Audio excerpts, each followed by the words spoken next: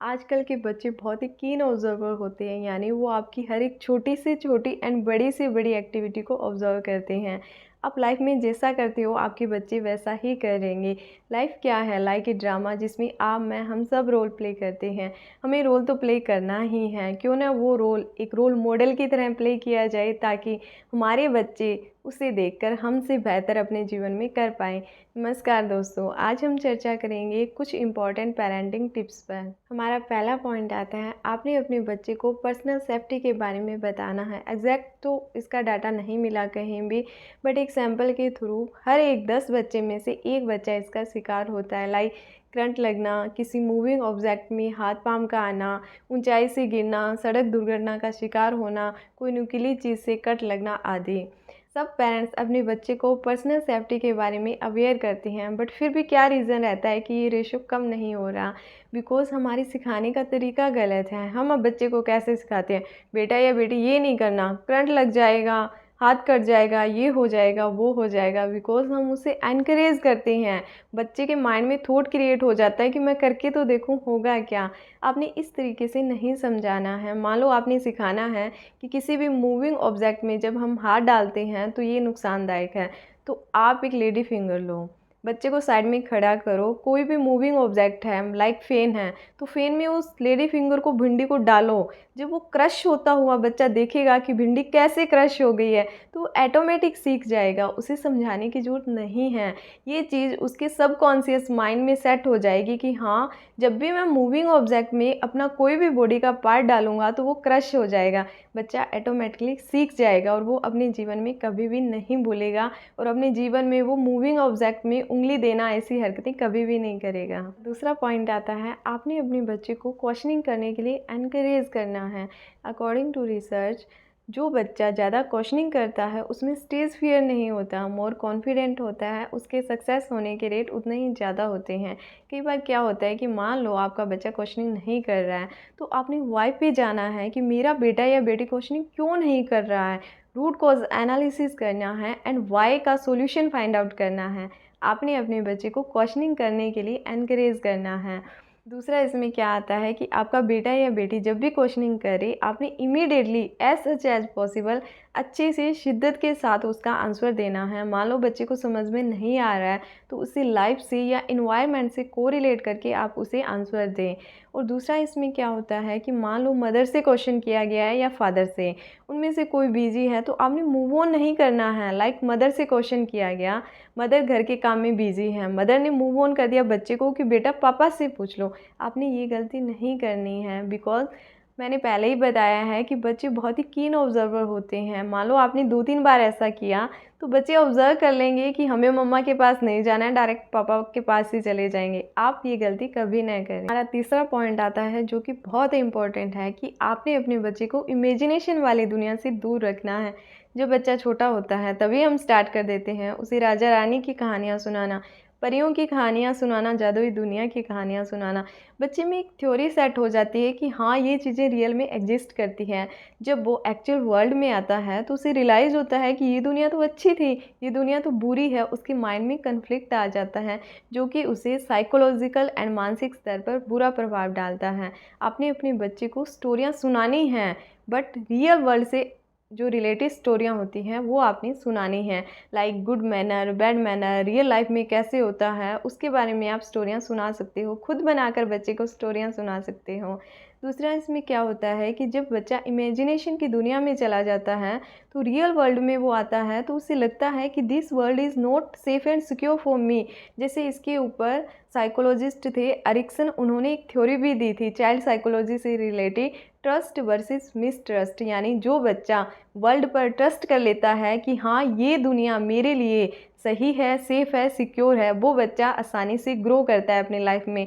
And जो बच्चा mistrust यानी ये मान लेता है कि ये जादुई दुनिया अच्छी थी एंड जो ये रियल वर्ल्ड है this is not safe and secure for me, तो वो बच्चा अच्छे से ग्रो नहीं कर पाता। इसलिए आपने ये ध्यान में रखना है, जब भी आप स्टोरियाँ सुनाओ तो हमारी लाइफ से, हमारे इन्वायरमेंट से रिलेटेड स्टोरियाँ सुनाएं, न कि उसे परियाँ, राजा रानी की या जादुई दुनिया की कहानियाँ सुनाओ जो रियल में एग्जिस्ट नहीं करती हैं।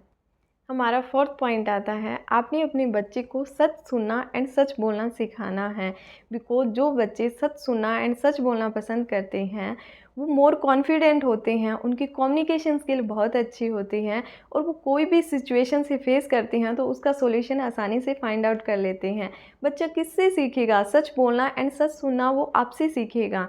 मान लो आपकी बॉस की कॉल आती है, आप घर पर हो, आप बोलते हो कि सर मैं तो मार्केट में हूँ, आपका ये काम मैं कल कर दूँगा, आज तो मैं बहुत बिज़ी हूँ।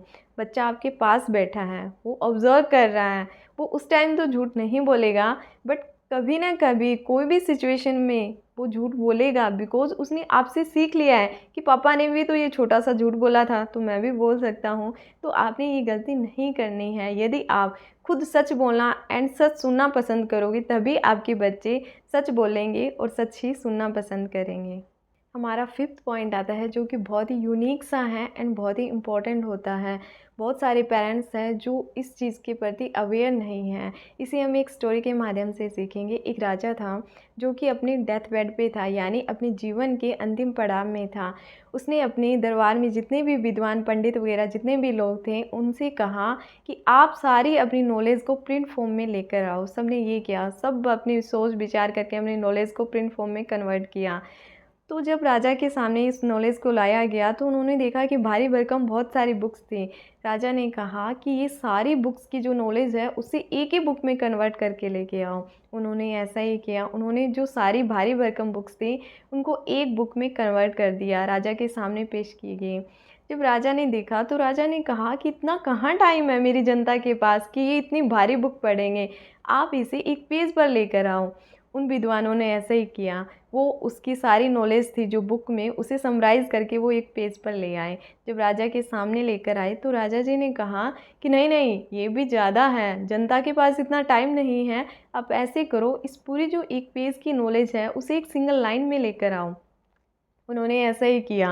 उन्होंने बहुत सोच विचार करके उस पूरी नॉलेज को एक सिंगल लाइन में कन्वर्ट किया। जब राजा के सामने पेश किया तो वो लाइन क्या थी कि nothing is free in this world. तो आपने अपने बच्चे को यही चीज़ सिखानी है कि इस दुनिया में कोई भी फ्री नहीं है। कोई भी हम सर्विस लेते हैं, कोई भी हम वस्तु लेते हैं तो हमें पेमेंट करनी पड़ती है, चाहे वो टाइम की फॉर्म में हो, चाहे एफर्ट की फॉर्म में हो, चाहे मनी की फॉर्म में हो, किसी भी फॉर्म में हो, आपको पेमेंट करनी होगी।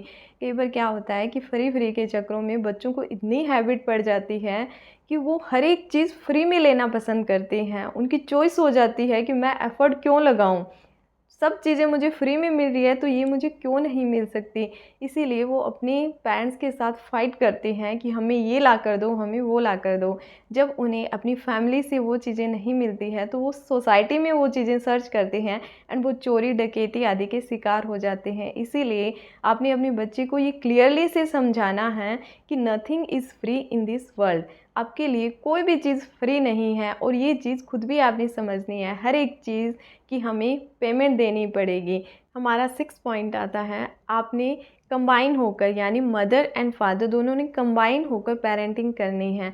बच्चे ने कोई गलती कर दी, फादर डांट लगा रहे हैं, बच्चा रोता रोता क्राई करेगा एंड मूव टू मम्मा। मम्मा कहेगी डोंट वरी, मुझे भी डांट लगाते हैं, चुप हो जा, कोई बात नहीं। बच्चे को लूज़ पॉइंट मिल गया वहीं पर कि मैं गलती करूँगा, पापा से डांट मिलेगी, मम्मा से प्यार मिलेगा।